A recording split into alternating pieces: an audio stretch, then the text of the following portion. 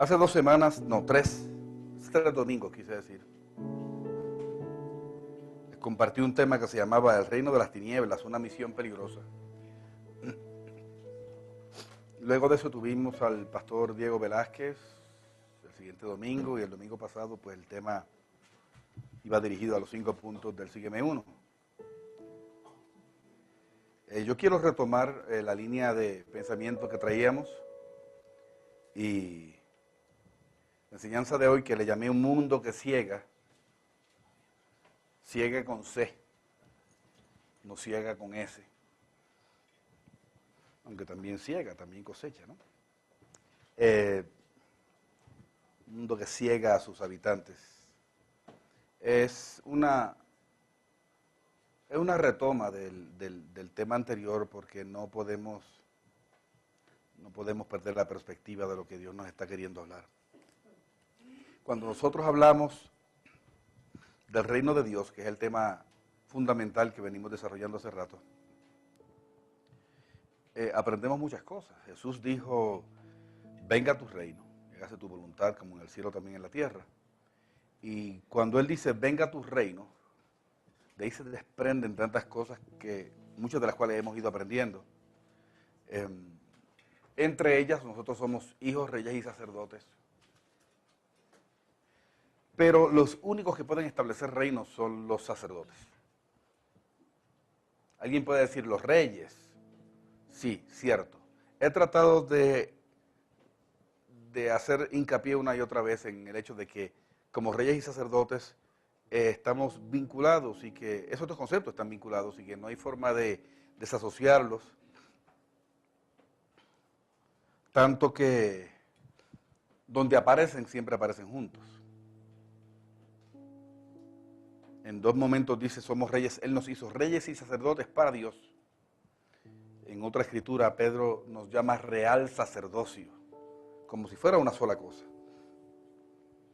Para fines de la serie hemos separado estos 3 conceptos porque son 3 verdades que nos conciernen y son 3 pilares de la vida del Hijo de Dios.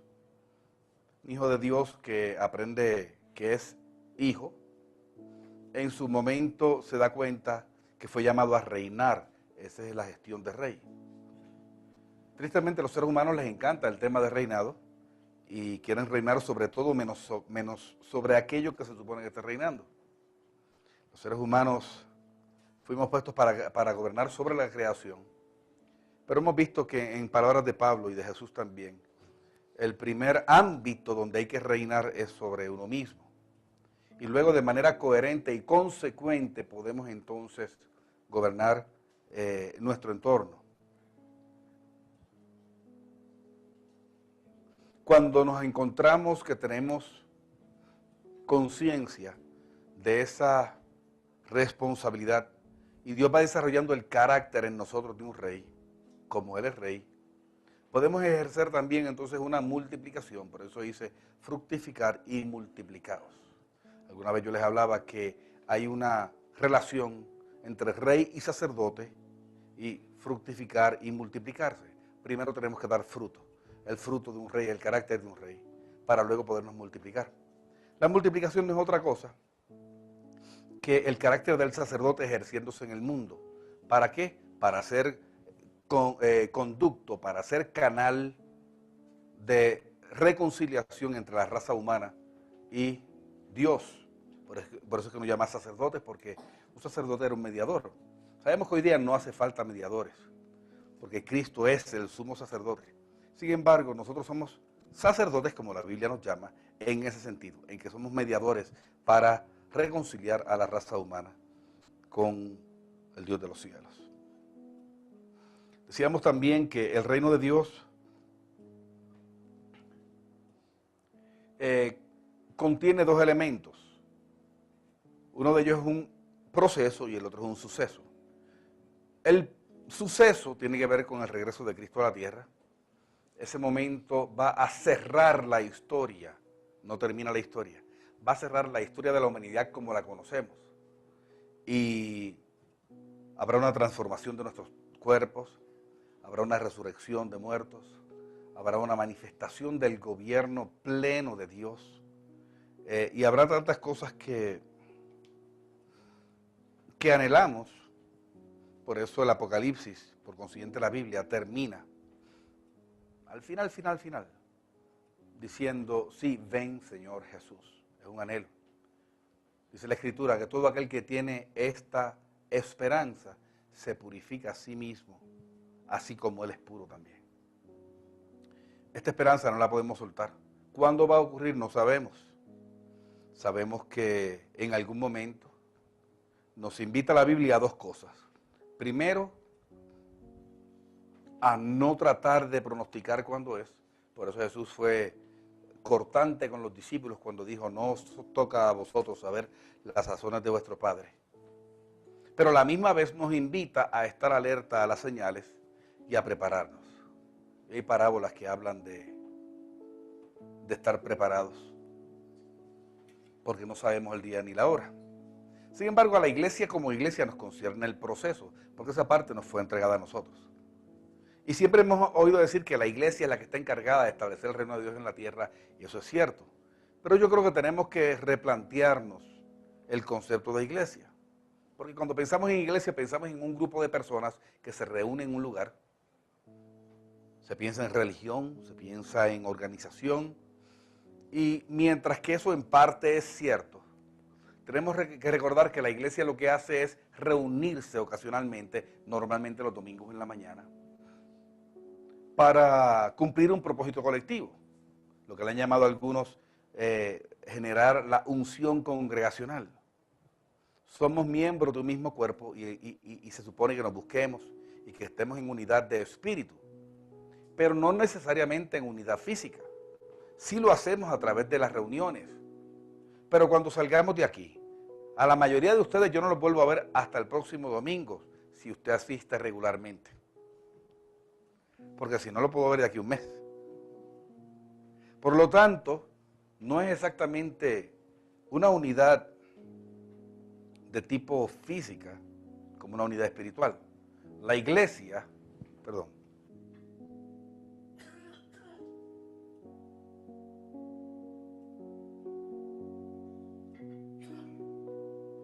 me disculpa.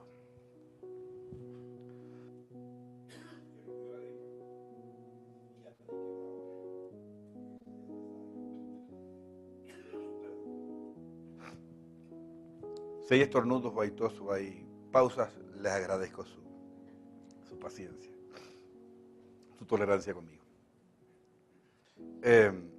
Veíamos hace unas semanas que la iglesia es mucho más que eso. La iglesia es un cuerpo que Dios de manera deliberada ha diseminado dentro de la sociedad. Y se supone que la iglesia sea un ejército invasor. Se ha dicho muchas veces que la iglesia contiene dos fuerzas evangelísticas, una centrífuga y una centrípeta. La fuerza centrífuga es la que impulsa hacia afuera, si recuerdan, como cuando uno gira una piedra con una pita. Y la fuerza centrípeta es la fuerza como la de un remolino que hará hacia adentro. Son dos fuerzas que están en la naturaleza y se ha dicho que la iglesia contiene o utiliza las dos. La centrípeta es cuando la gente viene a la iglesia y aquí es obviamente impregnada con un mensaje espiritual que puede cambiar nuestras vidas. La centrífuga es cuando la iglesia sale. Cada día más estamos convencidos que la centrífuga es más importante. ¿Por qué? Porque nosotros nos reunimos una vez en semana, algunas iglesias 2 veces en semana, otras 3. ¿Qué pasa los siguientes 6 días, 5, 4? ¿No se supone que los miembros del cuerpo están penetrados en la sociedad y están causando, se supone, que algún efecto? Hemos explicado que ese efecto no tiene que ver con ir a predicar y decirle a las personas arrepiéntete. Yo creo que antes de decirle a una persona que la respuesta es Cristo, uno tiene que haber, salvo algunos casos, si te montas en un taxi y quieres hablarle al taxista, obviamente no tienes mucho tiempo para eso. Pero cuando es el trabajo, cuando es el entorno, cuando es el vecino, creo que primero hay que desarrollar la credibilidad de que lo que tú dices tú lo sostienes a través de tu vida. Y la iglesia moderna, como juzga la gente. La iglesia moderna no es la iglesia moderna. Son personas que visitan la iglesia moderna o que pertenecen a muchas de las iglesias modernas. Se han encargado de ser contradictorios entre el mensaje que hablan y el mensaje que viven. Y eso ha dañado a muchas personas. Yo quiero que usted sepa que si yo no hubiera conocido al Señor a tiempo, hace muchos años, y me hubiera tocado ahora, yo sería de las personas muy endurecidas y de las que juzgaría a los pastores con todas mis fuerzas. Así que yo no critico ni juzgo a aquellos que juzgan a los pastores y a las iglesias como hipócritas, como aprovechados, como controladores, porque eso es tristemente el escenario que hemos visto en muchas partes. Que sí es una buena excusa para personas que realmente disfrutan que la iglesia dé mal testimonio porque le da excusas. Eso es otra cosa, eso es un problema de la persona con Dios. Pero nosotros tenemos una misión. Yo quiero que refraseemos el concepto del proceso, porque yo les he dicho que el reino de Dios consiste de un proceso y un suceso. Pero sabes que en lugar de proceso, llamémosle misión. Es un proceso. Pero es importante que cada uno de nosotros lo enfoque desde el punto de vista de misión. Porque tenemos una misión. El que se distraiga y no la cumpla, va a vivir consecuencias. No me atrevo a hablar que de infierno ni mucho menos, la salvación es por gracia. Yo estoy hablando de pérdida y la Biblia habla de pérdida. Tristemente nos enfocamos mucho en ser felices. Pero ¿sabes qué? Eso es característico del bebé espiritual. El bebé espiritual quiere ser feliz. ¿No se han dado cuenta los niños de 1, 2 y 3 años? Los niños chiquitos piensan en ellos. Creen que son el universo como muchos cristianos, que son el centro del universo. Y lo que saben es pedir y demandarle a los padres. Y pedir y pedir y pedir. Cuando abren la boca es para pedir.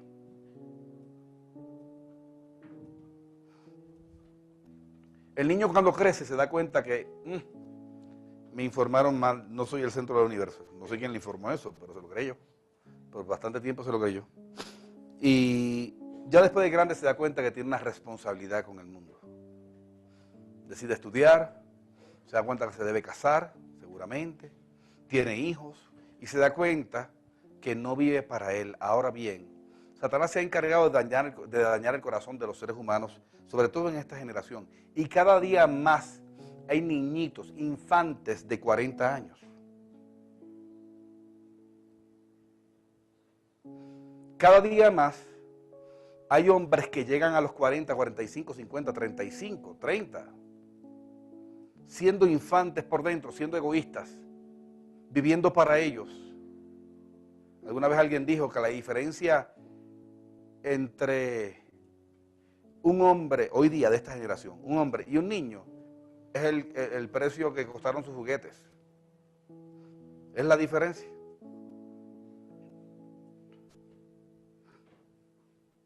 Pero un hombre que madura deja de ser niño. Pablo decía, si recuerdan en 1 Corintios 13, cuando yo era niño, pensaba como niño, hablaba como niño y actuaba como niño, pero cuando fui grande, dejé lo que era de niño. Yo creo que cuando decimos que somos hijos, reyes y sacerdotes, y estamos ya seguros de que somos hijos de Dios, ¿sabes qué? No tiene sentido llegar hasta el último de nuestros días hablando de la gracia de Dios, la gracia de Dios, la gracia de Dios, porque mucho, aunque nuestro fundamento es la base nuestro fundamento y base es la gracia de Dios, no puede ser otro. Por sus méritos, no por los nuestros. Por su sacrificio, no por el nuestro. Cuando nos aferramos al tema, muchas veces es una excusa para no caminar hacia el reinado y hacia el sacerdocio. En otras palabras, hacia la responsabilidad. Estos temas no son temas populares porque hablan de la responsabilidad. Y si alguien me oye y nunca me oyó antes, puede que alguna predica diga, este hombre es un predicador de ley, no conoce la gracia.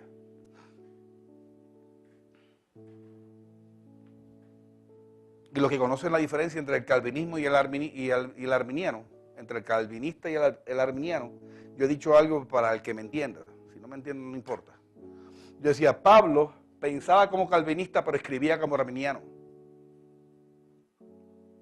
Lo que quiere decir es que tenía una conciencia de la gracia de Dios y de que todo es por fe y por gracia. Tanto que Él no solamente pone en nosotros el hacer, pone también ¿qué cosa? el querer, o debí decirlo al revés, no solamente el querer, sino también el hacer. Pero todo el tiempo la exhortación del Espíritu Santo a través de la escritura de la Biblia era a una vida de reino y de sacerdocio, o sea, de responsabilidad y del cumplimiento de nuestra misión. Jesús una vez dijo, refiriéndose a esta misión, unas palabras que no hemos tomado muy en serio, Mateo 10, 16. He aquí, yo os envío como ovejas en medio de lobos. Sed, pues, prudentes como serpientes y sencillos como palomas. Fíjense que Jesús envió a los discípulos, pero tenemos la tendencia de pensar, eso fue a los discípulos, a los 12, a los 70, a los no sé cuántos, pero nosotros simplemente lo que hacemos es cosechar lo que ellos sembraron. El reino se siembra hasta que Cristo venga por segunda vez. La gran comisión tiene que ver con una extensión del reino a través de las generaciones de la iglesia. Lo que Jesús le habló a los discípulos, nos lo está hablando a nosotros hoy día. Y hoy Él nos dice, he aquí yo os envío como ovejas en medio de lobos. Sed pues prudentes como serpientes y sencillos como palomas. Se supone que la iglesia sea un ejército invasor. Y algo que hablábamos recientemente es el concepto del ministerio. Si la iglesia no deja de existir cuando despedimos la reunión a las 12:30, a la 1 de la tarde, a la hora que sea que salga a cualquier iglesia, si la iglesia no deja de existir, ¿qué pasa con el cuerpo? ¿Está durmiendo hasta el siguiente domingo? ¿O se supone que el reino se está extendiendo? De ahí surgió algo que yo les compartí hace poco, y es lo que es ministerio. Por mucho tiempo creíamos que ministerio es ser apóstol, o profeta, o evangelista, o pastor, o maestro. Y algunos encuentran en la escritura que también hay otros dones, los que administran. Se ha hablado del don del servicio, se ha hablado del don del consuelo, se ha hablado de tantos dones y algunos dicen, es que yo creo que ese es mi aporte a la iglesia. Y a veces sentimos como que debemos sentirnos los líderes como bien servidos porque cada uno está aportando. Esa es una mentalidad que tenemos, es muy pobre y tenemos que desbancarla. Aquí nadie aporta nada. Aquí cada uno está cumpliendo una misión. Una misión. Si alguien aporta algo, soy yo. Porque yo soy mentor en la vida de personas y los líderes me refiero. Cualquier pastor se supone que es mentor en la vida de las personas para facilitarle, para ser un mentor, un coach, si lo quieres ver de esa manera, un discipulador, para ayudarle a cumplir su visión, porque somos un cuerpo y necesitamos interactuar unos con otros, porque cada uno es ayuda del otro en el cumplimiento de su propia misión. Pero si solamente hubiera apóstoles, profetas, pastores, maestros, etcétera, entonces solamente hay que esperar el domingo para poder manifestarlo. El ministerio no es los 5 ministerios de gobierno de la iglesia. El ministerio es lo que Dios le dio a cada uno para hacer. Para algunos, y ya lo he explicado, su ministerio, cuando llamo ministerio, es el don de servicio que Dios le ha dado, la carga que Dios le puso, es ser médico. Para otros es ser empresario. Para otro es ser músico. Para otro diseñador. Para otro arquitecto o ingeniero. ¿Sabes qué? No importa si somos apóstol, profeta, evangelista, pastor, maestro, los que ayudan, los que administran, o profesor, o político, o músico, o arquitecto, o médico. Todos, a través de esas actividades, estamos siendo enviados como ovejas en medio de lobos. Tú eres un arquitecto, estás siendo enviado como arquitecto en medio de los lobos de este mundo. Eres médico, eres un médico oveja, enviado en medio de lobos. Y cuando dicen, caramba, en medio de lobos, debe ser porque Jesús advirtió que nos matarían y que habría persecución. Mira, dale gracias a Dios que en este tiempo, no sé si debemos darle gracias a Dios por eso, que en este tiempo no hay persecución. Persecución de la que había en Colombia hace 60, 80 años contra la iglesia. que quemaban iglesias y mataban pastores, y la intolerancia religiosa, persecución como la que todavía hay en países árabes, que algunos de nuestros hermanos están presos y algunos han dado su vida solamente por el delito de ser cristianos, por el delito de ser cristianos, y por el segundo delito de no renunciar a su fe, porque le dan la oportunidad y son chéveres. Sí, no, hombre, no. Imagínate que a un asesino le digan arrepiéntete y te dejamos libre. No, pues entonces es un delito pues que tiene sus privilegios. Niega a Cristo y estás libre. Hay que cometer un segundo delito. Y algunos han visto la muerte.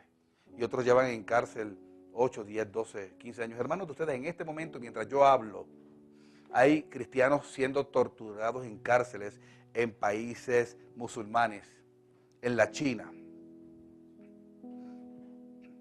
Sin embargo, ese no era el peligro que Jesús hablaba, porque está demostrado, y yo se lo he compartido, que la iglesia siempre ha florecido en medio de la persecución. Los tiempos de persecución han sido los tiempos de mayor avivamiento y de más extensión. Satanás sabe que no le conviene perseguir la iglesia, le conviene adormecerla. Si la persigue, se dispara. Si la logra conquistar para que se vea igual que el mundo, si la prospera, si la bendice, la neutraliza. Cuando Jesús dijo, tengan cuidado que los estoy enviando como ovejas en medio de lobos, refiriéndose a lo mismo, él oró en Juan 17:14. Vamos a leer un pedacito de esa oración, lo hemos hecho antes, pero esta oración de Jesús al Padre, como cada vez que él oraba, nos deja un legado tremendo de información y de revelación. Juan 17:14 al 18, por favor. Yo les he dado tu palabra, y el mundo los aborreció, porque no son del mundo, como tampoco yo soy del mundo. No ruego que los quites del mundo, sino que los guardes del mal. No son del mundo, como tampoco yo soy del mundo. Santifícalos en tu verdad. Tu palabra es verdad. Como tú me enviaste al mundo, así yo los he enviado al mundo. Jesús dice, yo les he dado tu palabra y el mundo los aborreció. Hay que detenernos aquí y pensar en esto. Cuando alguien recibe realmente y profundamente la palabra de Dios, en algún momento hay rechazo del mundo, porque el mundo rechaza aquello que no se le parece a él, sobre todo lo que tiene que ver con Cristo. No sé si han dado cuenta que el mundo no tiene problema con Dios. Tú puedes hablar de Dios libremente y no hay problema. Hay un nombre que le salta la tripa a todo el mundo. ¿Cuál es? Cristo. Ahí es que no es mayor confirmación de que Él es el camino, si Satanás es el príncipe de este mundo. Fíjate que dice, yo les he dado tu palabra y el mundo los aborreció, porque no son del mundo como tampoco yo soy del mundo. No ruego que los quites del mundo, sino que los guardes del mal. En otras palabras, Padre, no te estoy pidiendo que los saques, porque si lo sacas, pero si lo acabo de enviar yo, ¿cómo los vas a sacar? Él estaba cumpliendo una misión del Padre que era enviarlos. Y es que en esa gestión de ir allá, es importante que los guardes de todo mal. No son del mundo, versículo 16, como tampoco yo soy del mundo. Miren el 17, santifícalos en tu verdad. Tu palabra es la verdad. O sea, ¿cuál es la protección contra el mal del mundo? La santificación. ¿Qué quiere decir santificar? Es que esa palabra suena como de aureola. No, la Biblia dice que tú eres santo, posicionalmente. Y te exhorta a que seas santo en el sentido práctico. ¿Qué es santificación? Es el proceso de apartarnos del entorno, de forrarnos, de embarrarnos en vaselina para que todo lo que ocurre a nuestro alrededor nos resbale y no nos afecte en el sentido espiritual. De no contaminarnos, que no se nos pegue nada, que podamos pasar por este mundo y nosotros afectar al mundo, pero el mundo no nos afecte a nosotros. Cuando digo afectar, hablo de contaminación. Hablo del efecto que tiene uno sobre el otro. Dios envía a veces a sus ministros al mundo y terminan pareciéndose al mundo. no hicieron nada. El mundo hizo, las absorbió y fue uno más.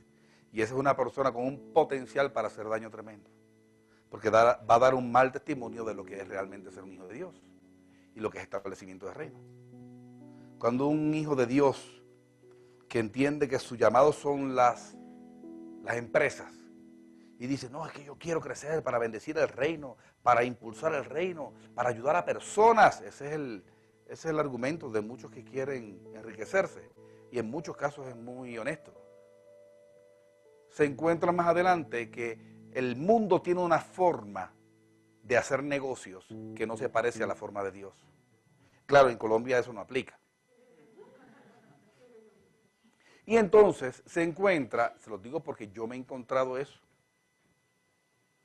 se encuentra que la única forma de lograr el contrato es pasando el soborno, o que la única forma de lograr esta venta es si se lo hago sin factura, porque si no, no me lo compra.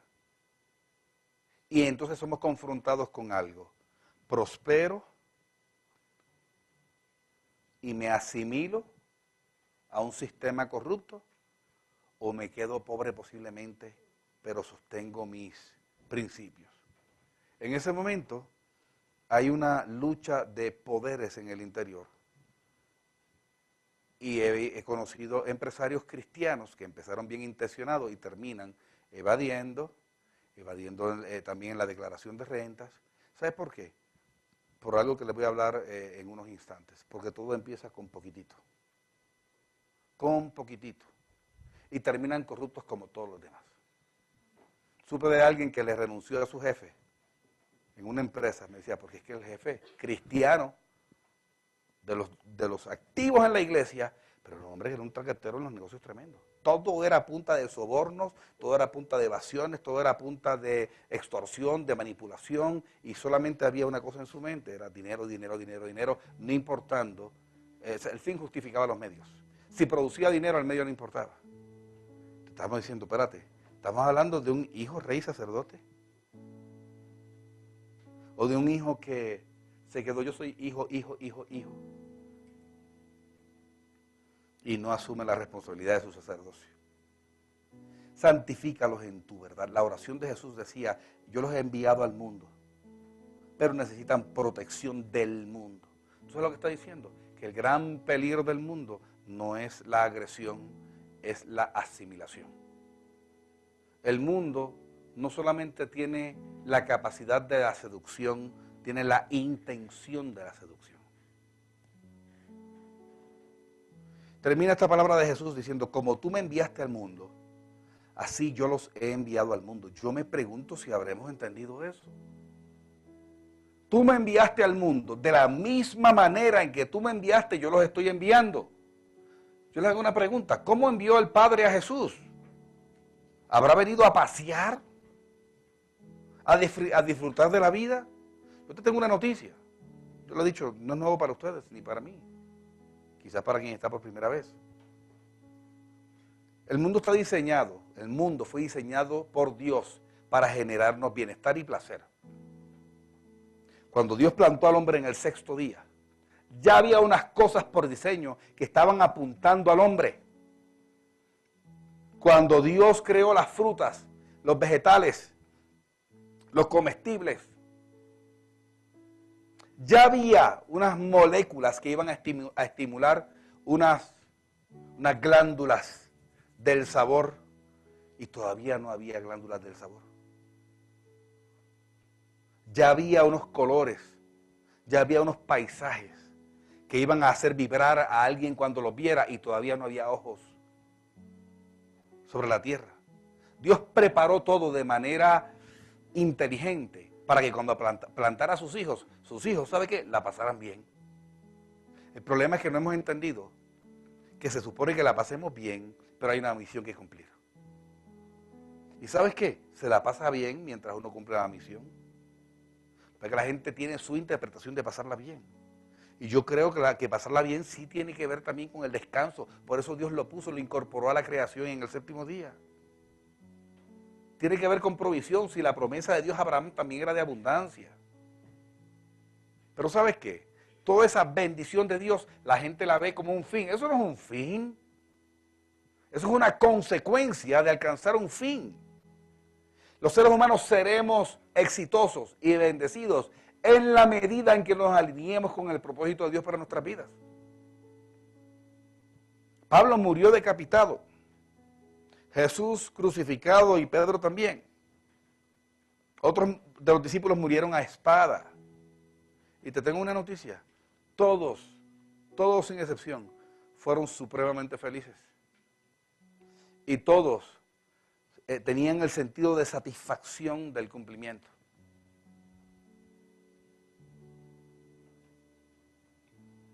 Como tú me enviaste al mundo, yo los he enviado a ellos. El verdadero peligro de la misión no es lo que te puedan hacer, no es la burla, no es el rechazo, no es que perdí mis amigos. Si perdiste tus amigos por tu fe cristiana, no eran tus amigos. Qué tremendo que la fe cristiana es un filtro tremendo para la vida, ¿no? Te saca del lado los parásitos, los hipócritas. Pero hay personas que prefieren ser ciegas y tener a esa gente cerca. El verdadero peligro del mundo es su capacidad y su intención de seducción y de asimilación. El mundo no mata por muerte súbita. A ti el mundo no te mata así de golpe, con un golpe en la nuca. Es a través de un envenenamiento lento y gradual. Estoy seguro que algunos, porque me han escuchado a mí o a otro predicador, o porque han leído el ejemplo del sapo en el agua hirviendo.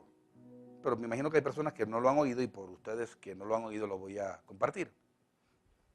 Se ha hecho un experimento con un sapo, a ver su reacción ante el agua caliente. Y cogieron al sapo y le echaron en una olla de agua hirviendo y resulta que el reflejo del animal es tan violento que salta y no alcanza a quemarse. Y tú lo echas y ¡pum! Y vuelve y salta. Pero echaron al sapo en agua templada, al clima, y empezaron a subirle 1 grado por minuto. Terminó cocinado. Esa es la estrategia de Satanás. Ir subiendo 1 grado por minuto. El ser humano reacciona. Si Satanás te viene con una tentación muy obvia, obviamente uno lo desbanca de uno. Dice, no, esto es del diablo. Pero cuando la tentación es una que uno dice, pues yo le veo algo de bueno, debe ser de Dios. La confrontación más fuerte que se le escucha a Jesús en la Biblia fue a su amado Pedro, no fue ni a los fariseos. Pedro hubiera querido que le dijeran pared blanqueada, hubiera querido que le dijeran sepulcro blanqueado, o víbora, o algo así como le decía Jesús a los fariseos hipócritas, no a todos le decía así. Pero no le dijo ni una cosa ni la otra, le dijo Satanás. Apártate de mí, Satanás.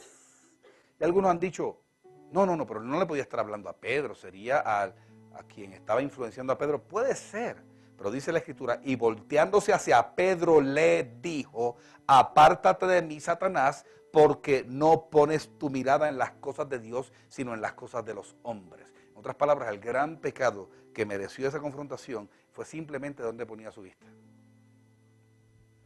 Y cuando hablamos de poner la mirada, estamos hablando de qué cosas enfocamos en nuestro corazón. La intención de Pedro era buena. Si Pedro hubiera sido más susceptible, hubiera dicho, ay, está bien, si era yo cuidándote y tú tan grosero. Esa es la técnica del sapo en la olla del agua. Cuando algo es muy obvio, uno reacciona, pero cuando es de a poquitos, termina uno cocinado, como el sapo. Una vez Pablo le escribió a Timoteo y le dice, entre otras cosas, procura venir pronto a verme, porque Demas me ha desamparado amando este mundo. ¿Sabes lo que quiere decir eso? Que hay creyentes que eventualmente caerán por amor al mundo. Ese es el peor de todos los peligros. Santiago 4:4, por favor.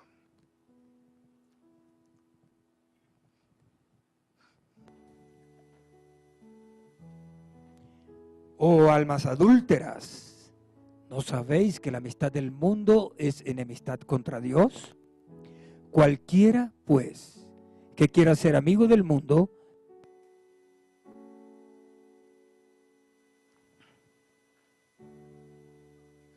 la amistad del mundo es enemistad contra Dios. Cuando hablamos de mundo, no nos referimos a lo físico, porque lo físico ya les expliqué que está diseñado para nuestro disfrute. ¿Se han dado cuenta de lo rico que es comer? Y más a esta hora con hambre. Ya ahorita lo suelto. Comer es sabroso. Pero comer no es para placer, comer es para subsistir. Solo que Dios incorporó el placer porque Dios es un Dios bueno. El problema es que en una raza caída pues corrompe obviamente a quienes lo disfrutan. El placer sexual pues sí, tiene un destino, es para multiplicar la raza humana. No sé, pero Dios pudo haber diseñado eso de otra manera. Que le diera uno un dolor de espaldas o algo así, y que obligara a uno a hacerlo para multiplicarse. Pero en vez de usar el dolor de espalda, usó el placer. Entonces ven cómo Dios de manera generosa impregnó la creación de cosas placenteras. Pero el ser humano se dejó gobernar por ellas, por causa del pecado. Y ya muchas de esas cosas están en completo desorden. Y esas cosas en completo desorden son parte de un mundo que nos quiere atrapar.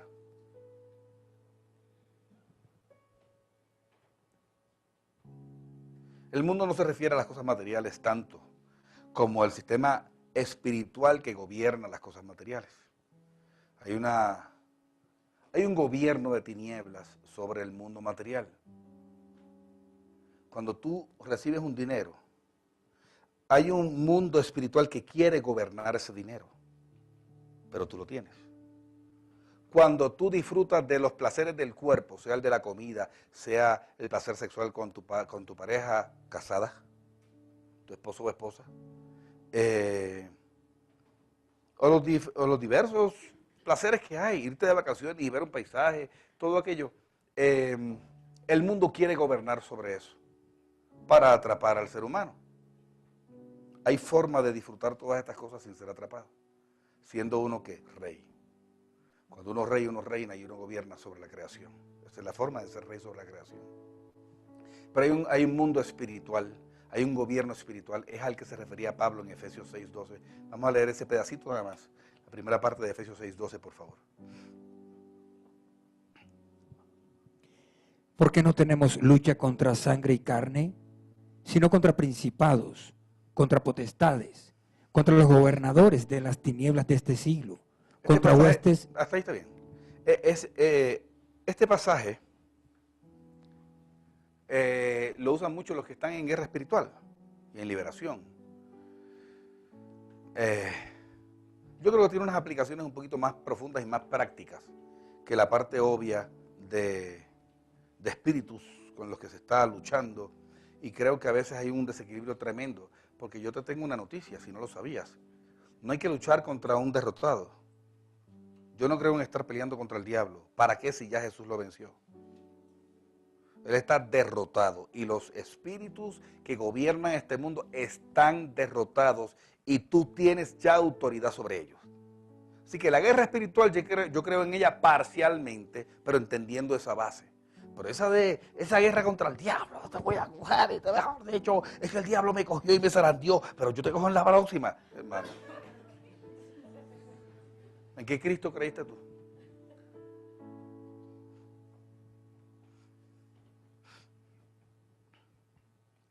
Aquí está hablando de autoridades. No tenemos lucha contra carne y sangre, sino contra principados.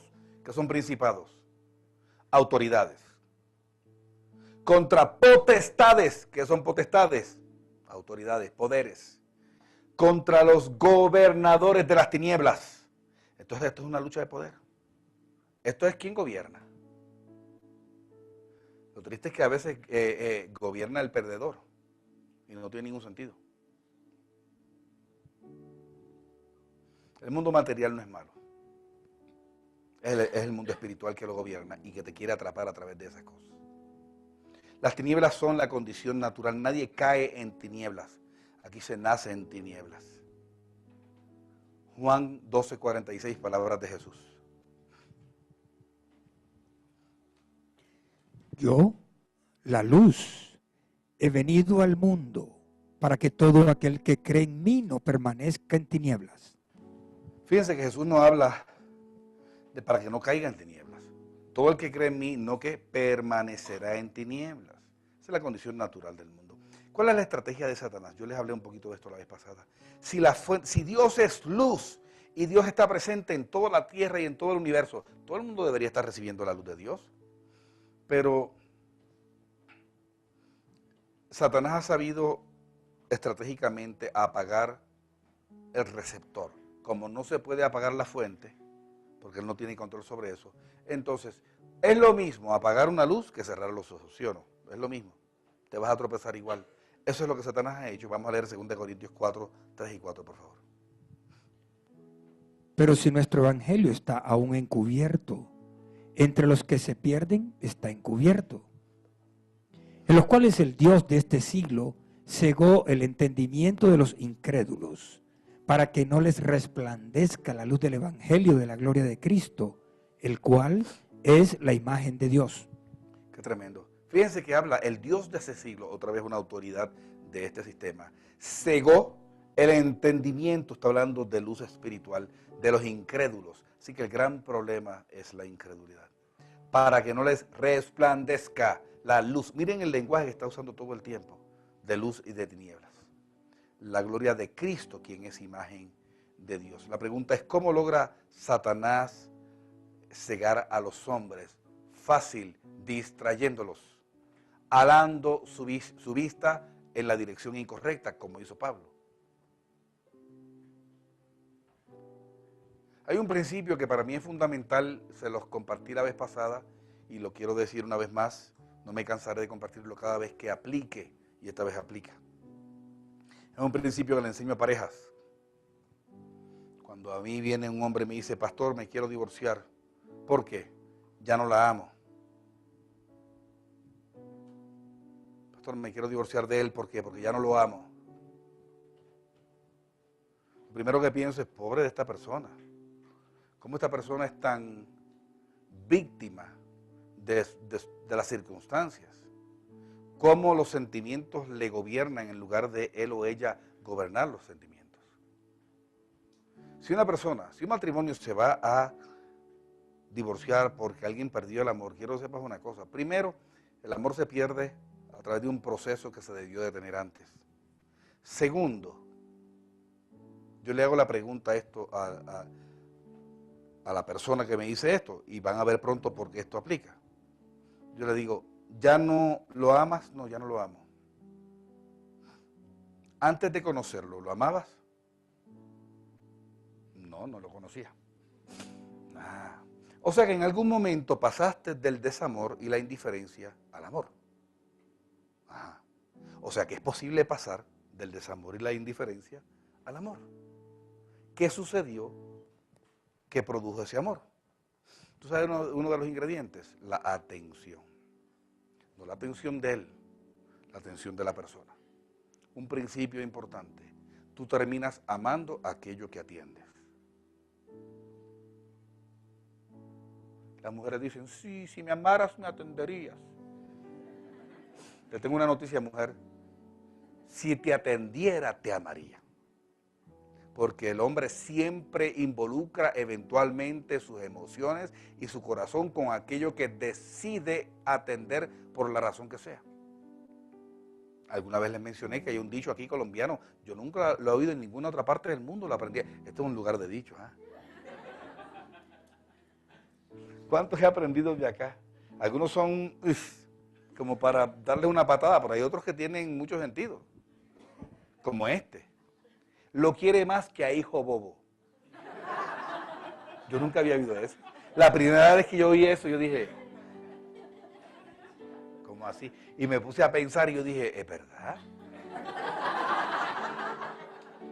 ¿Tú no has visto las mamás que tienen hijos bobitos que para ellas son el centro del universo? ¿Tú sabes por qué? Por la atención que ese niño necesitó. su corazón termina amarrándose al corazón de ese niño. Lo que tú atiendes, tú terminas enamorándote de eso. Así que en las parejas no quiero excusas de que ya no lo amo, ya no la amo. Póngase a atenderlo o a atenderla y verá cómo ese amor regresa. ¿Y qué tiene que ver esto? Todo. Que Satanás quiere que atiendas otras cosas. ¿Por qué será? Porque lo que va a contrarrestar tu efectividad como un sacerdote de Dios en este mundo es que no ames a Dios como amas otras cosas. Si Satanás logra que ames el mundo o las cosas que hay en el mundo, ya te neutralizó. Puedes predicar, puedes hablar en lenguas, puedes profetizar, puedes hacer tantas cosas y tener grados doctorales, puedes hacer tantas cosas. Si amas al mundo por encima de a Dios, eres un cristiano neutralizado por Satanás.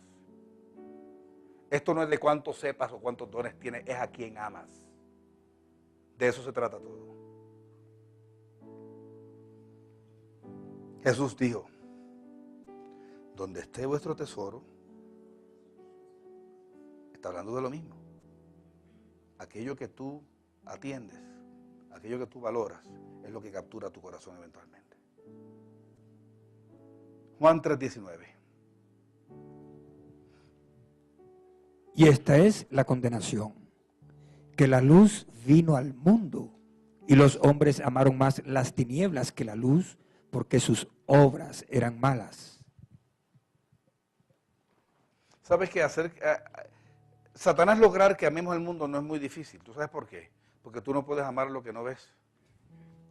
Por eso Juan decía, ¿cómo dices que amas a Dios a quien no ves si no amas a tu hermano a quien ves? ¿Habrá alguien en la vida que alguna vez se haya enamorado de alguien que no ha visto? Bueno, es posible, si lo puede ver aquí dentro. Por ejemplo, Rebeca ya amaba a Isaac sin haberlo visto, pero eso fue un plan de Dios, ella tenía conciencia de un propósito y hay cosas más profundas. Pero en la realidad, uno no se enamora ni por internet, eso es mentira, hombre. Además, ¿qué es lo primero que le pide? Sí, muy chévere, muy ofreciendo, pero ¿qué es lo que pide? Fotico, póngame fotico. ¿Y sabes qué? No tiene que ser ni lindo. Es verlo y ya lo vi. Y si el hombre atiende a uno, y si también es una persona íntegra y una persona que tiene todos los elementos, ya. Las mujeres no son tan exigentes para eso, menos mal.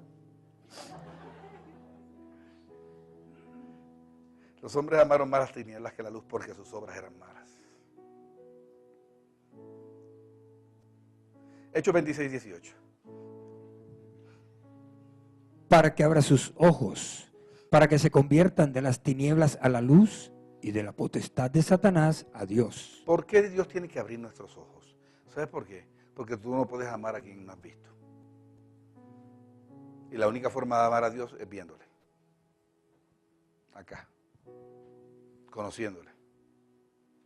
Hay que verlo. Tanto tiempo que he estado con vosotros y me dices, muéstrame al Padre. ¿No has entendido que el que me ha visto a mí, ha visto al Padre? Es a Cristo a quien hay que ver. Para que abra sus ojos, para que se conviertan de las tinieblas a la luz y de la potestad de Satanás a Dios. En otras palabras, la única forma de escapar de la potestad de Satanás es abriendo los ojos y convirtiéndose de las tinieblas a la luz. Para esto hay que darnos cuenta. El hombre tiene que darse cuenta que está en tinieblas. Jesús alguna vez le dijo a los fariseos que el gran pecado de ellos era que creía que veían y eran ciegos. Y se ofendieron. ¿Tú nos estás diciendo ciegos a nosotros? Dijo. Porque dicen vemos, ahí el pecado es que permanece, siendo ciegos. Pero no solamente decir tengo luz, no solamente estar en Cristo, es caminar hacia la luz. Miren lo que Jesús dijo en Juan 3, 20 y 21, por favor. Porque todo aquel que hace lo malo aborrece la luz y no viene a la luz para que sus obras no sean reprendidas. Mas el que practica la verdad viene a la luz para que sea manifiesto que sus obras son hechas en Dios. Todo aquel que dice que practica la verdad tiene que venir a la luz. Y fíjate, Jesús no dijo no va a la luz, dijo viene a la luz, porque Él es la luz. Pero este es el sentido práctico, para que sea manifiesto que sus obras son hechas en Dios. Venir a la luz, ¿sabe qué? Es a la transparencia, a la luz. Dice la Biblia que la luz todo lo revela. Pero hay creyentes que no viven en revelación. Cuando hablo de revelación es de sus propias vidas. A mí me encantó, una de las cosas que me gustó de lo que trajo el pastor Diego fue que fue bien transparente. Y él habló que como él era uno de esos pastores corruptos que él maltrataba a la gente por ahí y peleaba por 1,000 pesos e insultaba al gerente y todo ese relajo. A mí, a mí he encontrado esas cosas, a mí me ha dado vergüenza. Y yo ni sabía, yo lo conocía a él y cuando yo dije, menos mal que confesó, mejor dicho. Pero eso es venir a la luz, quiero que lo sepas. Eso es venir a la luz. Quiero terminar con 2 pasajes más. Quiero terminar solamente con una idea. Y necesito 2 pasajes para eso. Una es un relato que lo compacté, solamente puse 3 pedacitos de toda la historia. A ver si ustedes captan lo mismo que yo. Juan 9, del 1, saltamos al 6 y luego 6, 7 y 8. Una vez que Jesús sanó a un ciego de nacimiento, no me acuerdo no sé si recuerdan que hubo una disputa porque los discípulos decían, ¿y quién pecó para que él naciera ciego? ¿Él o sus padres? Y ese fue el caso, pero no quiero referirme a esa disputa, sino a algo interesante al final. Leamos eso, por favor. Al pasar Jesús vio a un hombre ciego de nacimiento. Y el 6. Dicho esto, escupió en tierra e hizo todo con la saliva. Lodo. E hizo lodo con la saliva y untó con el lodo los ojos del ciego y le dijo, ve a lavarte en el estanque de Siloé. Fue entonces y se lavó y regresó viendo. Entonces los vecinos y los que antes le habían visto que era ciego decían, ¿no es este el que se sentaba y mendigaba? Miren lo siguiente. ¿Cuál es la parte que a mí me llama la atención? Les estará curioso. Es esa que dice, entonces los vecinos y los que antes le habían visto que era ciego decían, ¿no es este el que se sentaba y mendigaba? Yo le hago una pregunta. Si uno que era cojo lo sanan, ¿usted se da cuenta? Si alguien leproso es sanado, ¿nos damos cuenta? El hombre de la mano seca, ¿se habrá notado cuando Jesús lo sanó? ¿Y cómo tú sabes que un ciego se sanó? Si pasa un hombre con gafas por ahí, ¿tú dices por ahí pasa un cieguito? ¿Porque tiene gafas? No. ¿Qué diferencia un ciego de alguien vidente? Su conducta. Uno camina así y el otro camina. Fíjate que dice, los que antes le habían visto que era ciego. ¿Cómo la ceguera se ve? La ceguera no se ve, lo que se ve es la forma en que él camina y la forma de andar, la forma en que se conduce. ¿Por qué para mí esto es importante? Porque aquí hay un mensaje tremendo detrás. Que al ciego se le nota que es ciego. Y que el que ve, mejor es que se le note que ve. No es que yo soy 20-20, yo tengo una... Yo sí dice el doctor que mis ojos están mejor cada día. O sea, sí, pues mejor es que yo lo vea caminar como persona que ve.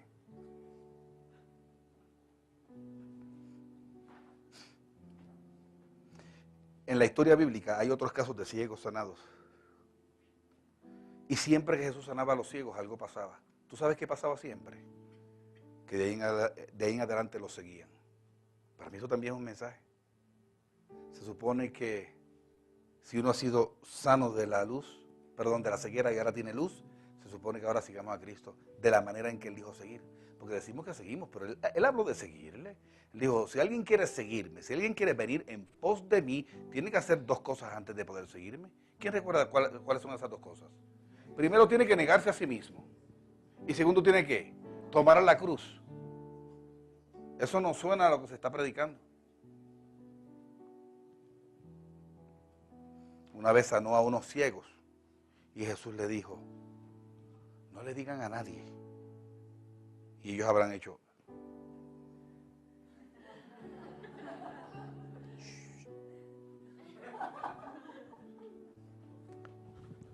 Y se fueron, dice que divulgaron a todo el mundo lo que les había sucedido. Alguien puede pensar, oye, pero fueron desobedientes. Jesús les dijo, yo tengo una teoría, yo creo que eso no fue una instrucción de Jesús para seguir, fue una prueba. Fue una prueba para detectar si además de sus ojos naturales, también se habían sanado sus ojos espirituales. Una vez confrontaron a Pedro por estar predicando, a Pedro y a Juan, y los amenazaron. Y le dijeron, ya tienen que callarse, los vamos a soltar, pero no pueden predicar. Y ellos dijeron, bueno, juzguen ustedes si vamos a obedecer, si debemos obedecer a los hombres antes que a Dios, porque no podemos dejar de decir lo que hemos visto y lo que hemos oído. ¿Sabes qué? Un ciego que recibe la vista no tiene forma de callarse. No tiene forma de callarse. Debo aclarar que callarse no es hablar todo el tiempo. En eso hemos fallado. No, tuve que aclarar también el primero, porque yo dije, no, habrá algunos aquí que dicen, no, pues yo tengo mucha vista porque lo que hago es hablar. Y hablar de Cristo. ¿Sabes qué? Lo que hemos es mareado con Cristo a las personas. Si vas a marear con a alguien, maréalo con tu integridad. Maréalo con tu amor y con tu espíritu de perdón. Maréalo con tu tolerancia y con tu resistencia a unirte a ellos en las cosas que hacen. Maréalos. Si me voy a llevar a buscar la enemistad de mis compañeros de trabajo, que sea porque me propusieron un robo y yo dije que no. Y solo por mí no se puede llevar a cabo el robo. Qué tremendo, ¿no? Porque a veces te lo ponen tan fácil. Es tan fácil. Hermanos, son tantos millones. Y pensar que otros salgan afectados, entre comillas, porque tú preferiste sostener tu integridad. No es fácil. El rechazo del mundo es duro. Y para adelante te patean, te rechazan, te juzgan, fanáticos, religiosos, hipócritas, y empiezan a buscarte las fallas. Ahí se pone peor la cosa. La pregunta, ¿estamos dispuestos?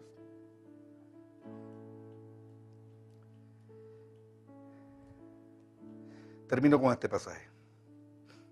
Efesios 5, 8 y 9.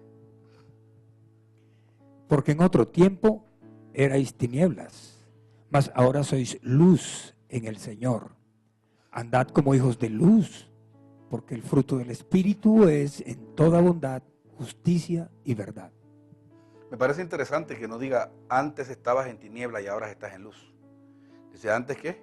Erais tinieblas. ¿Sabes que cada uno es lo que hace? Porque de la abundancia del corazón habla la boca, y porque del corazón, del tesoro del corazón, es que salen todas las cosas. El que se porta de una manera es porque en su corazón es de esa manera. Antes nosotros defendíamos cuando alguien tenía una mala proyección y se proyectaba arrogante o se proyectaba de alguna manera carnal.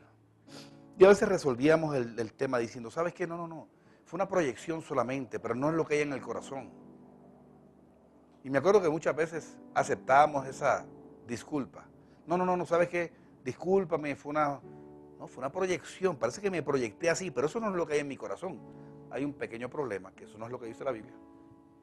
La Biblia dice que del tesoro del corazón es que sale todo lo bueno o lo malo. Que el hombre bueno, del buen tesoro de su corazón, saca buenas cosas. Y el hombre malo, del mal tesoro de su corazón, sale malas cosas. La persona que se proyectó arrogante, ¿tiene un problema de arrogancia? ¿O se le chispoteó en ese momento? Quizás está bajo gobierno, pero a veces esas áreas vienen y tienen sus 15 minutos en nuestra vida. Antes eras tinieblas, ahora sois luz. Andad como hijos de luz. Y dice que el fruto del Espíritu es en toda bondad, justicia y verdad. Yo creo que bondad está hablando de las cosas internas. No se refiere a bondad de generosidad, sino de cosas buenas. Está hablando de lo interior, es el ámbito de lo interior, de los pensamientos, de los sentimientos, el ámbito de las motivaciones, de las actitudes. Cuando habla de justicia es el ámbito de los actos. Buscar el reino de Dios y su justicia es no solamente un concepto, también tiene que ver con una forma de vivir. Y en toda verdad, la verdad tiene que ver con las cosas que se dicen. En otras palabras, el ámbito de las palabras y de las confesiones. Cada persona actúa definitivamente de acuerdo a cómo es. Si nosotros hiciéramos un experimento, les invito a hacer el siguiente experimento. Vamos a suponer que vamos a la calle del Cartucho y sacamos 10 personas. De los que viven allí los traemos aquí. Y entonces nos vamos a otro barrio un poquito, no tan malito, no sé, pensamos quizás unos barrios del sur o algo así, o sea, Bolívar, y sacamos unas 10 personas y las traemos y las metemos aquí. Nos vamos aquí a Prado Veraniego y cogemos 10 personas y las metemos acá. Y buscamos de la crema, allá de los Rosales, o no sé, de estos lugares espectaculares, 10 personas y las traemos acá. A todos los bañamos, los vestimos y los uniformamos idénticos. ¿Habrá una forma de saber quién es quién, de dónde es cada uno? Totalmente. Ponlos a hablar. Hazle preguntas. Sin preguntarle de dónde son. Ponlos a hablar. Ponlos a caminar. Ponlos a conducirse. Obsérvalos cuando hablen entre ellos. Pero de una tú vas a decir, tú párate aquí, tú allá, tú aquí. ¿Sabes por qué? Cada uno se comporta como lo que es. Los ricos se comportan como ricos, no sé si lo saben. Ser rico es una mentalidad. Oí un dato interesante, alguna vez quizás se los dije. Esto es un desvío, pero les va a servir. Que algún experto dijo, no me acuerdo si fue resultado de algún estudio o de un economista, no tengo el dato, pero él dijo, si cogieran todas las riquezas del mundo, todo, y las repartieran entre todo el mundo, de modo que todo el mundo tuviera la misma cantidad, dos cosas. Primero, todo el mundo quedaría rico. ¿Eso qué quiere decir? Que hay bienes en el mundo para todo el mundo. No debería haber pobreza. Segundo, tomaría más o menos 4 años para que los pobres vuelvan a ser pobres y los ricos, multirricos, vuelvan a ser mega ricos. Y el mundo volvería a su estado original. ¿Qué te demuestra eso? Que no es un problema de oportunidades, es que el lugar donde nací es un problema de mentalidad. El mundo es así, el ciego es ciego y se le nota. Yo quiero leerles para terminar una canción, no se la voy a cantar, porque la idea es terminar bien. Si para terminar en el espíritu, imagínate. Yo tenía un amigo allá en los 70, él era un compositor cristiano, pero de música como de protesta. Ese era su estilo, parecía de ese estilo político, pero era con letra cristiana. Espectacular, porque él tenía una canción del aborto, tenía una canción del homosexualismo, tenía una canción sobre eso mismo. Había una que decía, yo protesto, de protesta, y esta se llama Manuel el Ciego. Esta canción a mí me conmueve. Es bien cortita la letra. Si hay algún error es porque él era un gringo escribiendo en español y entonces no, los desastres lingüísticos de él eran una cosa terrible, pero esta está como depurada. Dice así. Dice, mira cómo camina Manuel el Ciego. Qué feliz se siente él con su Señor, con su Creador. Qué feliz se siente él con su Jesús de Nazaret. Parece mentira que los que pueden ver no son como Manuel. Mira cómo confía Manuel el Ciego. Aunque se burlen y se rían de Manuel, él puede ver. No hay peor ciego que el que no quiere ver. Lo que ve Manuel es a Dios, a Jesús de Nazaret. Y termina diciendo, yo estaba ciego y ahora yo veo desde que hablé con Manuel. Vamos a estar de pie, por favor. Quiero leerles. Cierra tus ojos ahí donde estás. Y así con tus ojos cerrados escucha palabras de Jesús. Cierra tus ojos y piensa en las siguientes palabras. Palabra de Juan, quise decir, perdón. El apóstol Juan escribió lo siguiente. Porque todo lo que hay en el mundo, los deseos de la carne, los deseos de los ojos y la vanagloria de la vida, no provienen del Padre, sino del mundo. Pablo dijo una vez, en Romanos 13:12, la noche está avanzada y se acerca el día. Desechemos pues las obras de las tinieblas y vistámonos las armas de la luz. Andemos como de día honestamente, no en glotonerías y borracheras, no en lujurias y lascivias, no en contiendas y envidias, sino vestíos del Señor Jesucristo y no proveáis para los deseos de la carne. Siempre que la Biblia habla de vestirnos, se refiere a conducta. Vestidos del nuevo hombre, desvestidos del viejo hombre, vestidos de la armadura de Dios. Y dice en Apocalipsis que había toda una multitud de santos vestidos delante del trono de ropas blancas, de lino limpio y reluciente. Y dice, y el lino blanco y reluciente son las obras justas de los santos. Te damos gracias, mi Rey. Gracias, Padre Santo, por habernos rescatado y porque somos tus hijos. Sin embargo, Señor, sabemos que tú nos estás revelando verdades que son transformadoras y que nos cambian de adentro hacia afuera. Aceptamos, reconocemos, confesamos, Señor, que hemos sido ciegos y torpes por parte de nuestra vida.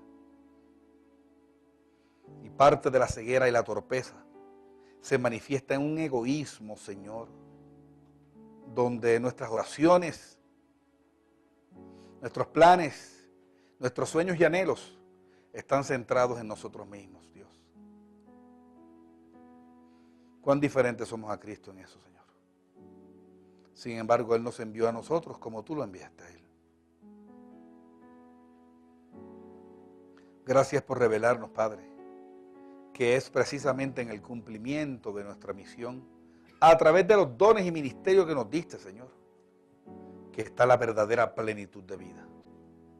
Que la vida abundante, la provisión, el descanso, el verdadero placer, la satisfacción personal, es abundante en el centro de tu voluntad. Cuando hacemos cosas, Señor, que estuvieron señaladas, Señor, desde antes de los tiempos para nosotros hacer.